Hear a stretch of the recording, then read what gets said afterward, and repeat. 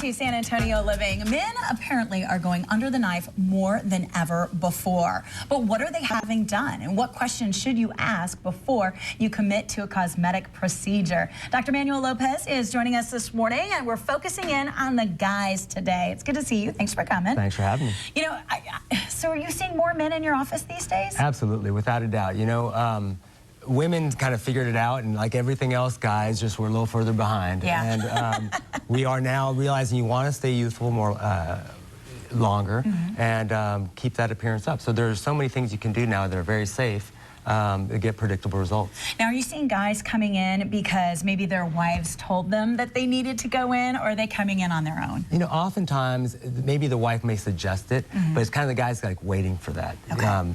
When they look in the mirror, they're unhappy with maybe the wrinkles or the atrophy that they're seeing.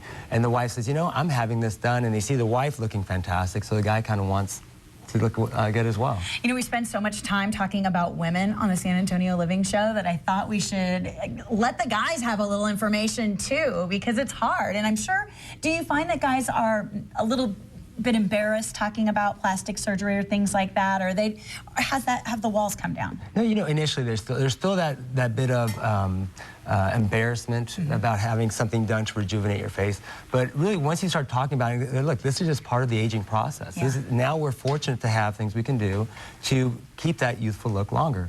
And it's safe and it's predictable. And so once you start talking about it just in that way, and let them know, look, I do things, and you know, my friends do things, and there's coaches doing it, yeah. There's CEOs, I mean, it's a whole spectrum of guys that are doing it. Well, guys, if you've got a question for our doctor this morning and you want to ask it anonymously, go to our Facebook page. It's facebook.com/SALiving. Post your question there, and we will answer some of those coming up at the end of the show. So what are guys having done? Well, here is a look at the top 5 minimally invasive procedures for men. Number 5 on the list is facial fillers, and that's like what? Right, so that's where you're talking about Restylane, Radius, Sculptra. These are products that will increase or augment the soft tissue in your face to give you more of that youthful appearance. Okay, number 4 on the list, a chemical peel. Girls go in for chemical peels all the time, but there's a little downtime with that. It depends. You can do a very superficial peel, like a glycolic acid peel, or you can do a deeper peel, like a TCA peel. So it really depends on the type of peel you have done.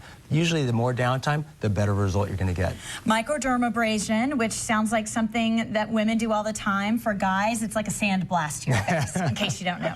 Right. Right, exactly. What it does is it removes that top layer of skin that gives us that dull appearance. So really it gets a nice texture to the skin, nice appearance, freshness. Number 2 on the list, laser hair removal, which I think I would have guessed that would be number 2 on the list. And number 1, minimally invasive procedure that men are having done is Botox. Yeah, so Botox is one of those no-brainers. You know, with time, when you have these unwanted facial expressions, you're going to get these lines that are developing. And it's so easily prevented, and it's a procedure that can be done in minutes and last for months. And we've got a couple of before and after pictures to show you about how Botox can really, I mean, I got a grumpy guy on the left, and then on the right-hand side, he looks much happier. Right, he might be grumpy, but you can't tell, right? Right. On the right. So essentially what you're getting rid of is that scowl. And over time, you know, when you're in your 20s, you scowl and it goes away. Once you're in your 30s and up, you scowl and it stays. And then people ask you, why are you angry? Why are you tired? So these are ways for men and women to prevent that angry look. Now, the key with Botox in men, though, is that you do not want to feminize their appearance. Whereas in women, you want to get that arch in the brow. But in men, you really want to keep that horizontal positioning of the brow. So that's where, guys can get in trouble where you're like, oh yeah, you get Botox, and now they look feminized. Right. So just make sure whoever's doing your Botox is aware of that. That is important to know, guys. Okay, so you don't want to feminize the Botox. That's a bad idea. All right, now let's talk about the top 5 surgical procedures for men. So we're talking going under the knife at this point. Number 5 on the list is hair transplant. Number 4, breast reduction. Number 3 is liposuction. Number 2, eyelid surgery. And number 1, nose reshaping. That's a pretty interesting list there. I want to go to the eyelid surgery, because that's something, I know a lot of guys are coming to you for the eyelid surgery. When you talk about eyelid surgery, what area are we talking about? So we're talking about the upper and lower eyelids. Okay. And when you talk about the upper eyelids, essentially like in this picture here, you see the man on the picture on the left, you see that excess upper eyelid skin that's hanging down, giving that tired appearance. So in the upper eyelids, 95% of the time or more, it's basically the skin that's now hanging down and giving that tired appearance. When you're talking about the lower eyelids, for instance, in this gentleman, you see a puffiness in the lower eyelids and that excess skin. So in the lower eyelids, oftentimes it's puffiness, which is usually caused by some fat excess. And so in him, for instance, we can reshape his upper eyelids by removing some excess skin, and then also excise some fat and tighten the lower eyelids and get a much more rested appearance. So that's a pretty common problem affecting men, is the droopy eyelids and the under eyelids. It's a problem that will affect all men eventually, depending on how old you get. It will affect everybody. And it's a simple operation that can be done right in the office. Easy stuff in the office? In the office. Recovery is about a week. The number one thing guys are having done when it comes to plastic surgery is rhinoplasty. The nose seems to be a big problem. People get really stressed out about the nose. Right. Well, it's right in the middle of your face, right? So you can't hide it with a sweater. It's going to be right there. So, yeah, common things that are fixed are, for instance, in this picture, a crooked nose with a boxy tip or bulbous tip. You can straighten it, and that looks good. That is a big difference. Big difference. It's right in the center. It's right in the center of your face. So even young guys. Young guys that are brawlers, maybe got punched when they're younger. Now they got this crooked nose. You can straighten it out and give them a heck of a lot better appearance, right? I'll tell you what, it makes a big difference. Yeah, and very commonly we see these humps, and people don't like that hump. Easily corrected. Again, now this is not an in-office procedure. I was going to say, what's the recovery time on having a rhinoplasty these days? It really depends on what you're having done. Rhinoplasty can be from very straightforward, just a little tip narrowing, to a complete change of the entire nasal appearance. But generally, it's going to be about 1 to 2 weeks. Okay, that's not too bad. Yeah, it's not bad. So much has changed in the world of plastic surgery over really the last 10 years. It's crazy how many people are having things done. And guys, you are included. So if you've got questions, you don't need to be embarrassed. Go to somebody who knows what they're talking about. You can find Dr. Lopez at Lopez Plastic Surgery. He's on Sonterra Boulevard. You can find him online at lopezplasticsurgery.com for more information, or call the number that you see on your screen. It's 495-5771. Coming up next.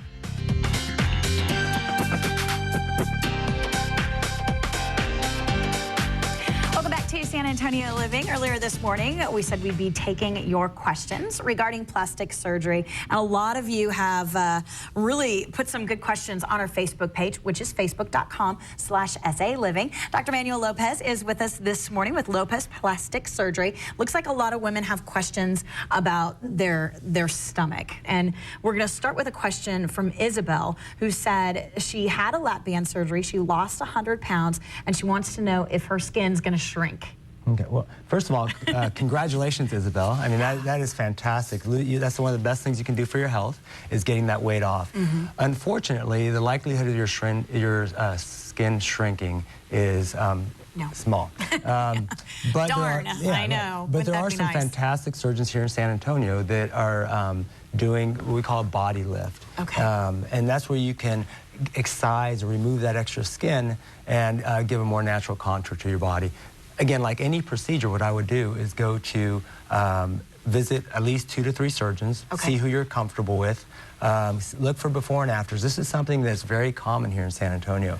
So if they can only show you 1 or 2 before and afters, maybe you should see somebody else. That's good to know. So ask for references, look at pictures, and don't feel like you're cheating on your plastic surgeon when you go to visit another one to get a second opinion. That's important, right? Shelley, I encourage people, whenever they come see me, I may not be the right person for them. So really, there's no reason why you shouldn't see 2 or 3 people. We're talking about your body. We're not talking about something just taken off the shelf. So yeah, I take that very seriously in terms of I encourage people to go talk to somebody else. See who the right fit is for you. Okay. So unfortunately, it's not going to shrink. Wouldn't that be nice? Okay. We've got another question from a San Antonio Living viewer. Stephanie says that she's tried to lose weight, but she still has this pooch on her lower abdomen. And I've heard that from a lot of women who do sit-ups over and over and over again. They exercise like crazy, but they still have that little belly. What can we do to get rid of that? Right. So again, it depends on the cause. If you've had children, you have a C-section scar. Maybe it's that you have some scarring underneath, and that can be more, I think I might just blame that. That's my problem. So, and again, it also depends on your age. If you're in your late 20s, early 30s, the chance of having contracture of that area once you remove the fat is possible. Okay. So again, starting with the right person that does that often.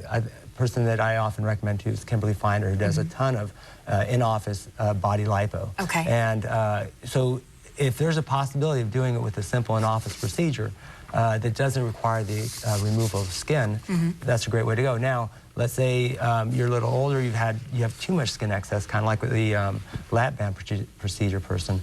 That might be an issue where a tummy tuck might be the right way to go. I was going to say, are tummy tucks out these days, or it just depends on the situation? Right. Again, I'm a facial plastic surgeon, so they're completely out with, I don't do them, but in terms of they're a common procedure done for folks that have that excess skin that the lipo just won't take care of.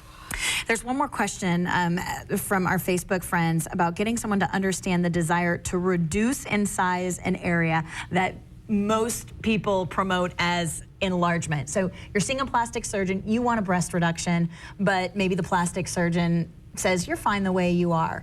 How do you kind of deal with that situation? Barbara, yes. Barbara, if the plastic surgeon tells you to not do anything about it, find another plastic surgeon. Okay. First of all, breasts that are too large can cause problems over the long term in terms of back pain, in terms of changes in your spine. So you got to find what's right for you. Again, finding the right plastic surgeon that is on the same page as you is critical. So unfortunately, what the media promotes, we have no control over. Yeah. But in terms of what you define as beautiful, what you see as beautiful, it's important that you and the plastic surgeon are on the same page. Well, we really appreciate you hanging with us to the end of the show and answering those questions for us. Again, if you